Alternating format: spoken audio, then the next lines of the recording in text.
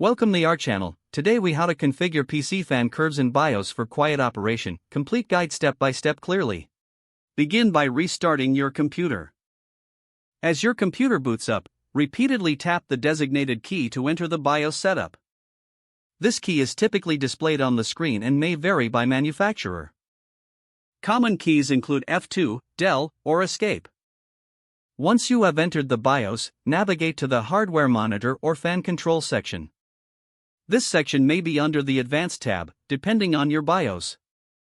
Look for options listed as Fan Speed Control or Fan Profiles. Select the first fan you wish to configure. You will see options for Standard, Silent, Turbo, and Custom. Choose the Custom option to create a personalized fan curve. Now, you will need to adjust the fan speed settings based on temperature. Identify the temperature thresholds displayed in the interface. For each threshold, set the corresponding fan speed. A common setup is to set lower speeds for lower temperatures to reduce noise. For example, you might set the fan to run at 30% speed until 50 degrees Celsius is reached. After 50 degrees Celsius, gradually increase the speed as the temperature rises. Aim for the fan to reach full speed at around 80 degrees Celsius, depending on your cooling need. Make sure to adequately test the system stability during intensive tasks. You may need to return to the fan control settings to fine-tune the curve later. Once you are satisfied with the settings, look for an option to save and exit. Select Save Changes and Exit or the equivalent option in your BIOS.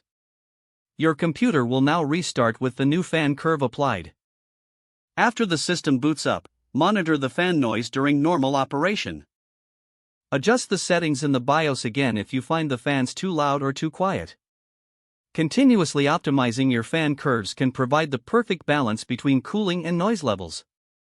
Enjoy the quieter operation of your PC while maintaining effective cooling performance. If the page does not load, refresh the browser or try again in a private or incognito window. Make sure you are using the correct email address, then retype it carefully to avoid small typos.